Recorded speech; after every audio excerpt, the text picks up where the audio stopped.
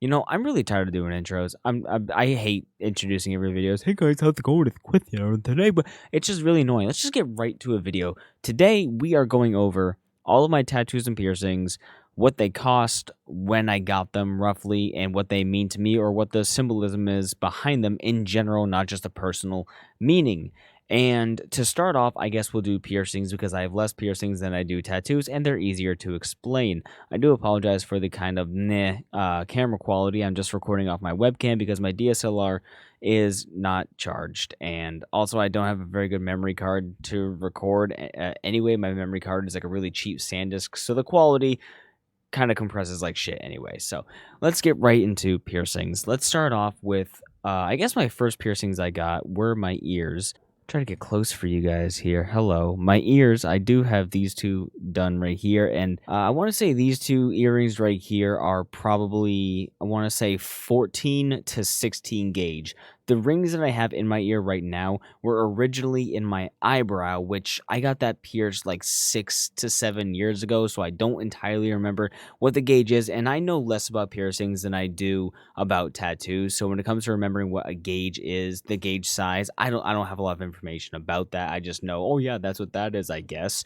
I just kind of go with what I'm told. So I got these two, and I actually poked these originally through with nothing more than just a safety pin.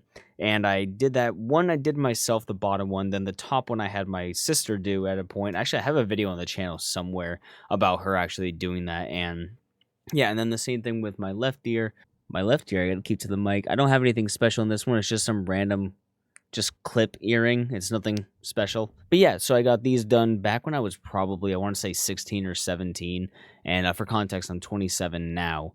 And yeah, nothing special there. I was always swapping around rings, and I like had zipper earrings in there before, and I would put other safety pins in. But then eventually, when I took out my brow rings, I thought, you know what, those are gonna fit perfectly in there. I jammed them in there, grew the hole out a little bit, and now I just had these permanently in there because my earrings were always falling out. They never stayed in. So I got my two brow rings done. Right now I have these spike rods. They're just two rods in there with spikes on the caps, and I like these a lot more. I do like the silver. I like silver piercings. I don't particularly care for black rings and stuff. I think silver plated facial piercings and stuff do look really good, though a second for me is black.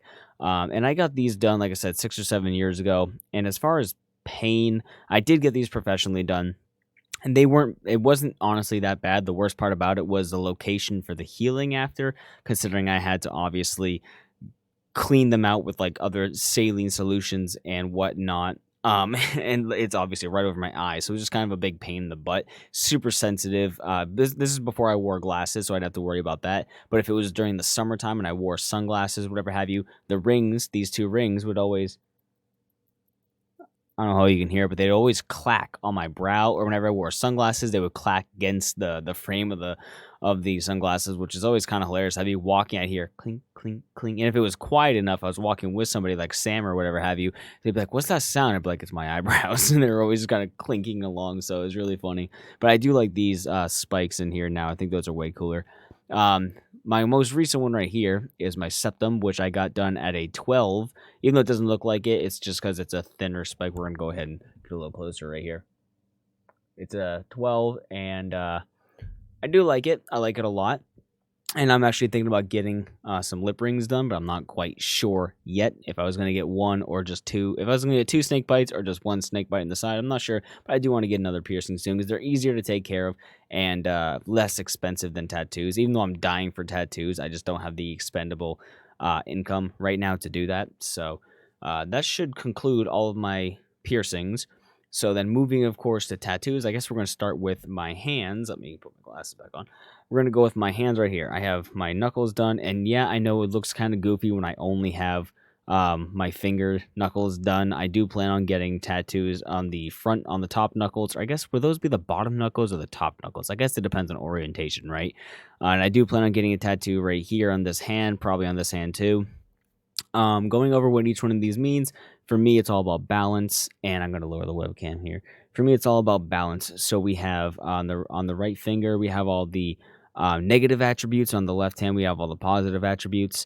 So we have the inverted torch, which represents death, which is counteracted by the Egyptian Ankh, which is life. Then we have the two scales of balance and judgment. Then we have the right here, the pierced heart for sorrow. Then we have the Wunjo for joy. Don't ask me about an in-depth analysis of every single one of these symbols. I did research when I got them, but I don't retain that information.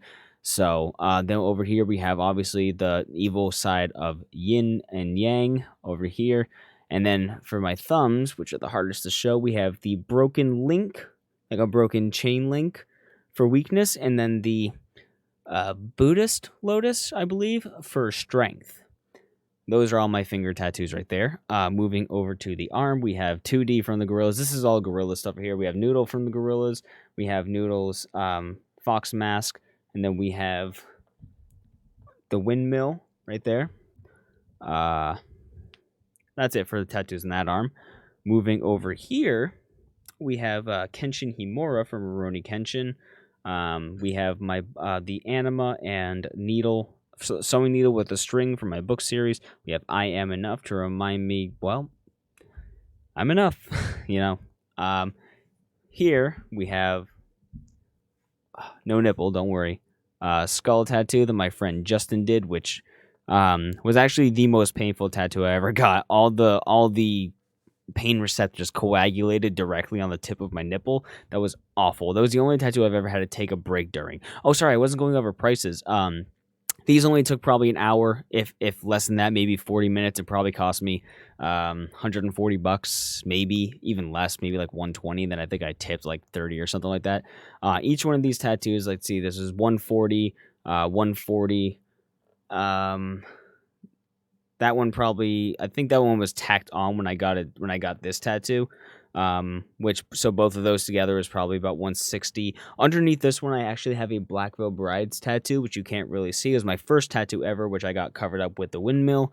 Their Kenshin Himura tattoo took 3.5 hours and cost about $300. All the shading and stuff. The I Am Enough only took, 30, 40 minutes and cost me like a base price of like maybe $100 or something like that. The needle and the anima took hour and a half, maybe, if that, and then cost me about $115, $120. This tattoo was free because my friend was doing it as a practice, but this took probably 2.5 hours because it hurt so bad for me. It was the only tattoo I ever had to take a break during, like I said, and I had to take a Pepsi break. Let's see. And then let me make sure. I think I got everything there. And then my last tattoo is on my leg. Yeah, check out those Holocaust legs, which is a Final Fantasy X tattoo. And this one took probably 2.5 to 3 hours. Almost fell over. And probably cost about $250 to $300, something like that.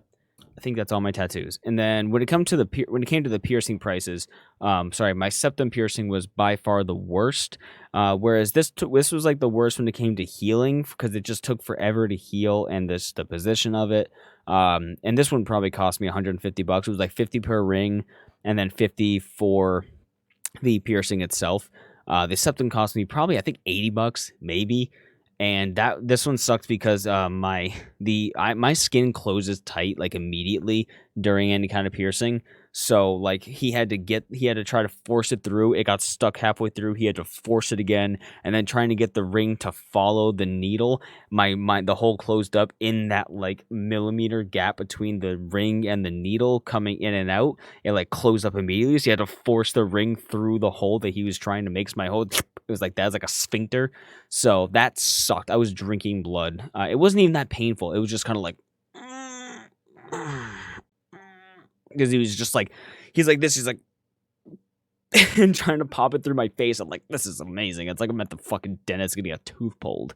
As far as pain scales go for everything, the most painful thing was probably this tattoo, like I said. But when it comes to, I think the most painful piercing in the act was this. The most painful, annoying healing was my eyebrows. When it comes to the worst healing for tattoos, I'd say the worst healing was probably, I mean, the fingers weren't even that bad, honestly. I didn't have to wrap them or anything, and they were pretty much out of the way for the most part. I just couldn't really dunked my hands in any soapy water. But the worst healing was likely this tattoo because it took up the most amount of space and took the most amount of time. My skin was swollen like that. So, the leg tattoo continues to bother me to this day. If I scratch it too hard, my skin will start to burn. So I think my leg just has a weird reaction to the ink, but otherwise it's totally fine. It feels like it's dry, like a real dry scraping feeling every once in a while, not very often.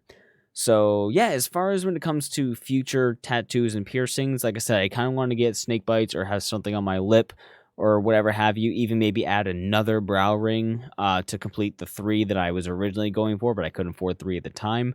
I don't think I'm gonna get another nose ring. I got enough boogies going on. I don't need more obstacles to clean out my nose on a daily basis. So probably lips like that, or just one maybe. I don't know yet, or maybe one like in the middle. I don't know. There's a lot I was thinking about. I have my hand tattoo planned. I have an entire gorilla sleeve I have planned. I'm going to get another leg tattoo, which is going to have Ryoko Matoi's Rending Scissor, Dante from Devil May Cry's Rebellion Sword, and then Ichigo Kurosaki's second Zanpakuto form when he actually unlocks his Shinigami. And that's all going to be all in the same pattern as that Final Fantasy leg tattoo. And then maybe some like surrounding smoke or something like that just to add, so it doesn't look like the skull is as much of a stamp on my skin, so it actually looks like a piece, but I don't have any muscles or anything to really show off my tattoos, so they're always going to look kind of weird on just like this skinny little twig like me. So that's fine. As far as the left arm goes, I don't know, miscellaneous. I'm just going to kind of like, I'm going to get that, and I got to get the Halo symbol at some point, just like, the little Halo ring. There's a lot of anime tattoos. I want to get a Naruto tattoo. I'm just not quite sure what yet. Supernatural tattoo, definitely. That's going on my hand. I have an angel warding and an angel warding and an anti-possession charm tattoo that I have already made up going on my hand probably. And I was thinking about getting tattoos in between my fingers at some point, just like on the sides, but they'd get worn away really fast, so I'm not quite sure.